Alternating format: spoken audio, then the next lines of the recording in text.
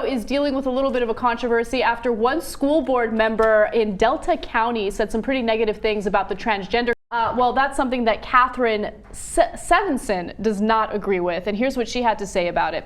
She said Massachusetts and California have passed laws relating to calling a student, irrespective of his biological gender, letting him perform as the gender he thinks he is or she is. I just want to emphasize, not in this district, not until the plumbing's changed. That would have been, that would have to be castration in order to pass something like that around here, or there would have to be castration in order to pass something like that around here. It just kind of goes to show you that that kind of ignorance still exists, and treating transgender people equally would do absolutely nothing negative to her life, but for some reason she's totally against it. Well, she also said that as long as a boy can impregnate a girl, not going to be allowed in the girls' locker room. You know, I don't think we have to keep Richard Simmons out of the girls' locker room. You know what I mean? I think there's certain people we can be. I'm sure transgendered people would be in that category of people that we don't have to worry about. Especially a kid in school who's willing to come out and say, I'm transgendered. It's probably for real. You know what I mean? It's not someone doing a prank. Yeah. And so I think we should respect it, don't you? I mean, I just don't understand why people are so against equality in cases like this. Jesus. So yeah, I mean, I feel like if someone has that type of gender identity, if they are born as a male but identify as a female and they would like to be referred to as a female, that does no harm to my life.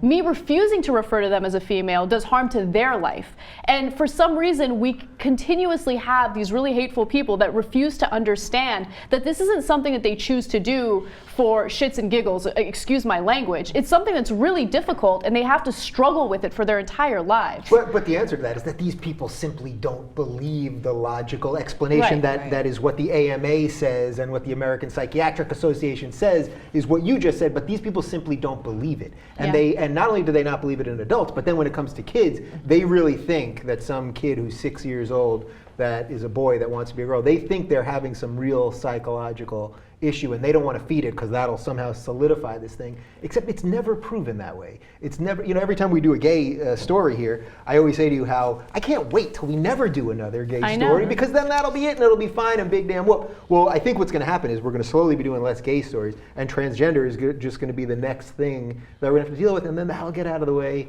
and everything will be fine still. For me, this issue too is safety, right? I mean, we know the assaults and honestly homicides committed against gay and transgendered, particularly transgendered youth, is astronomical. And if we can do something as simple, and this is why I was such a proponent of when California did this, if we can do something as simple as pass legislation that allows for in schools students to be able to use the restrooms that they feel most comfortable with, that's a good thing. You know, if you've got a teenage or middle school transgendered girl using a female bathroom, that's a good thing because I can only imagine the fear that's going on when that transgendered person has to use a bathroom with the guys when they are clearly representing themselves as a female. That has to be absolutely terrifying. Absolutely. And one thing that I always try to figure out when people make these types of comments is, are they just trying to be hateful? They just don't like this community, so they say the most negative things possible about them? Or does it just stem from ignorance, where they don't understand that this is not a choice? This is something,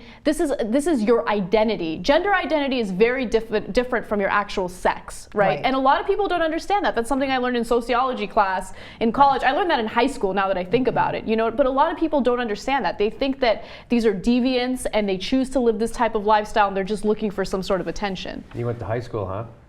Yeah. Bragger. You're so funny, Jimmy. But no, it's you know how I am. I think that the people, it's just like the people are anti-gay.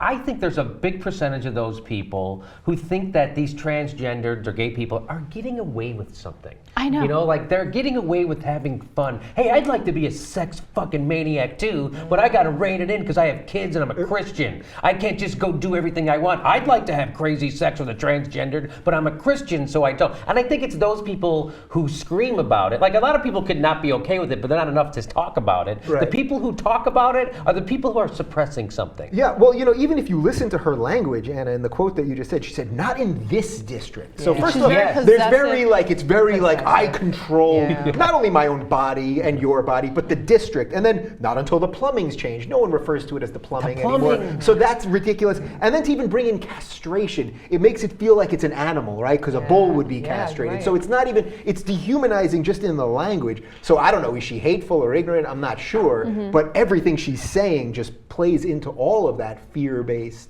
craziness. Well, I think the one positive note that we can end this story on is, she's an older woman, and so, there's an older generation that's less open-minded to different groups of people, right? Yeah. And thankfully, you have younger generations that are more open-minded, which is why you're seeing a lot more acceptance for the gay community, and it's something that I love, and I can't wait for the day that Dave Rubin was talking about, where a celebrity comes out and we no longer think it's a big deal. It's just, oh, okay, so you're gay, big deal. We're not even going to talk about it on the show. Yes. I think we're coming very close to that day when it comes to the gay community, but the transgender community has a lot further to go. I agree. Because I will say that, even up to the last couple of years, I was ignorant of the transgendered, their plight, the things they have to go through.